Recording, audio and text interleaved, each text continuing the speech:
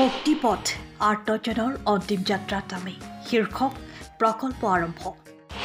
যোৰহাটত স্বেচ্ছাসেৱী অনুষ্ঠান পথিকৰ মুক্তিপথ বাহন মুকলি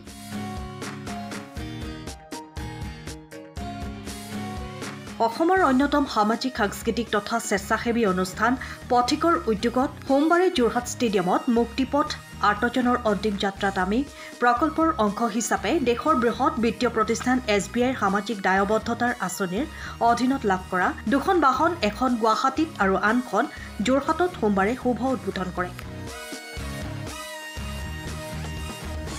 ধৰ্মৰ ভেদাভেদ উফৰাই এক মানৱ জাতি এক ধৰ্ম শীৰ্ষক মন্ত্ৰৰে এই মুক্তিপথৰ কাৰ্যসূচী চলাই নিয়াৰ মূল উদ্দেশ্য উল্লেখযোগ্য যে আৰ্থিকভাৱে দুৰ্বল পৰিয়ালৰ বাবে এই বাহন হ'ব সম্পূৰ্ণ বিনামূলীয়া অন্যসকলৰ বাবে ন্যূনতম মাননী ধাৰ্য কৰা হ'ব বুলি অনুষ্ঠানটোৰ বিষয়ববীয়াসকলে জানিবলৈ দিয়ে আজি পথিকৰ কাৰণে আকৌ এটা ভাল দিন ডাঙৰ দিন আজি যোৰহাটত আমাৰ পথিকৰ প্ৰকল্প মুক্তিপথৰ এখন ৰথ আমি মুক্তিপথ বুলি কৈছোঁ সেইখন আজি ফ্লেগ অফ কৰিলে মাননীয় যোৰহাটৰ আয়ুক্ত মহোদয় আৰু আৰক্ষী অধীক্ষক মহোদয় আৰু বিশিষ্ট ব্যক্তিসকলে এইখন যোৰহাটৰ কাৰণে নামটোহে ঠিকনাটোহে এখন যোৰহাটৰ পৰা বিভিন্ন অঞ্চললৈ চলিব পৰাকৈ আমি শীততাপ নিয়ন্ত্ৰিত কৰি পেলাই ৰাখিছোঁ আৰু মুক্তিপথৰ উদ্দেশ্যটো আছিল দুখীয়া বা দুৰ্গত বা যাৰ আৰ্থিকভাৱে সংকট যাৰ অসুবিধা আছে তেওঁলোকক আমি বিগত 3 বছৰে আমি সহায় কৰি আহিছোঁ তেখেতলোকৰ সৎকাৰ কৰি আহিছোঁ বিশেষকৈ যাৰ খৰি কিনিবলৈ সামৰ্থ্য নাই কাপোৰখন কিনিবলৈ সামৰ্থ্য নাই বা মৃতদেহটো সৎকাৰ কৰিবলৈ লৈ যাবলৈ সামৰ্থ্য নাই তেওঁলোকক সহায় কৰি আহিছিলোঁ সেই সহায়ৰ আঁত ধৰি পেলাই আমি SBI বিত্তীয় প্ৰতিষ্ঠান SBIক আমি অনুৰোধ জনাইছিলোঁ যে আমাক এখন ৰথ লাগে য'ত মৃতদেহটো লৈ যাবলৈ বা যাৰ একেবাৰে আৰ্থিকত ভুগিছে অনটনত ভুগিছে তেওঁলোকক লৈ যাবলৈ আমাক এখন গাড়ী লাগে তেখেতলোকে আমাৰ প্ৰকল্পটো দেখি আৰু যিহেতু আমি ইমান দিনে প্ৰায় 77 জনৰ সৎকাৰ কৰিলোঁ সেইটো দেখি পেলাই তেখেতলোকে আমাক দুখনকৈ বাহন দিলে এখন আমি গুৱাহাটীত ইতিমধ্যে উদ্বোধন কৰিছোঁ আৰু আজি যোৰহাটৰ ঠাই হিচাপত আমি আজি মুকলি কৰিছোঁ এইখনে আমি আমাৰ যিটো উদ্দেশ্য দুখীয়াসকলক যাৰ ধৰি লওক আৰ্থিক সাহায্য নাই যাৰ আৰ্থিক সাহায্য লাগে এটা মৃতদেহ সৎকাৰ কৰিবলৈ বা অনা নিয়া কৰিবলৈ তেখেতলোকৰ কাৰণে সুবিধা হ'ব আৰু যিহেতু এখন গাড়ী ইঞ্জিন এটা আছে ড্ৰাইভাৰ এটা দৰকাৰ হ'ব তেলৰ দৰকাৰ আছে চকাৰ দৰকাৰ আছে এইখিনি আমি চোৱা চিতা কৰিব লাগিব তাৰ কাৰণে যাৰ আৰ্থিক অৱস্থা ভাল বা যিসকল সাধাৰণ লোক যিসকলে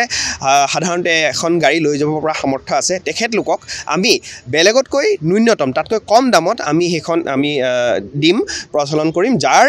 সাহায্যৰে তেওঁলোকৰ অৰ্থ সাহায্যৰে আমি দুখীয়াসকলক আমি সহায় কৰিবলৈ সক্ষম হ'ম বুলি ভাবিছোঁ এইটোৱে আমাৰ প্ৰকল্প আৰু আমি ভাবিছোঁ আজিৰ দিনত এই গোটেই 76 জনক আমি যি সৎকাৰ কৰিলোঁ তেখেতলোকৰ আত্মাৰো শান্তি হওক আৰু অনাগত দিনত আমি এনেকৈ বহু লোকক যাতে আমি চুব পাৰোঁগৈ কাৰণ এতিয়াও এনেকুৱা বহুত লোক আছে যাক আমি চুব পৰা নাই যাৰ ওচৰলৈ যাব পৰা নাই এই ৰথখনে হয়তো আমি তেখেতলোকক যাব পাৰিম আৰু চুব পাৰিমগৈ আৰু তেওঁলোকৰ দুৰ্গত সময়ত আমি সহায় কৰিব পাৰিম তাৰে আশালৈ আমাৰ আজি মুক্তিপথৰ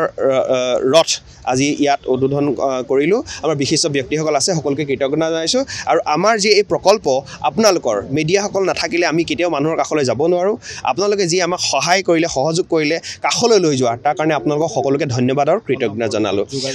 যোগাযোগৰ এটা নম্বৰ আছে নম্বৰটো হৈছে 9401821290 মই আকৌ এবাৰ কৈছোঁ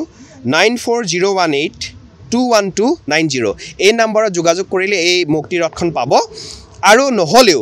ডাইৰেক্ট আমাৰ লগত যোগাযোগ কৰিবলৈ 9435091199 এইটো নম্বৰ যোগাযোগ কৰিলেও এই নম্বৰটো 24 আৱাৰ্ছ খোলা থাকিব আৰ্থিকভাৱে যিখিনি দুৰ্বল লোক আছে বা দৰিদ্ৰ সীমাৰেখাৰ তলৰ হয় এই সকলৰ কাৰণে এই সম্পূৰ্ণ বিনামূলীয়া হ'ব কোনো নহয় কিন্তু তেওঁলোকে সেইটো এনেকুৱা নহয় যে কাৰোবাৰ কি হয়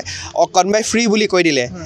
চবেই বিচাৰি আহে সেইটো যাতে নহওক আমি সেইটো কামনা কৰিম কাৰণ কেলৈ সেইটোৱে আকৌ বেলেগক আৰ্থিক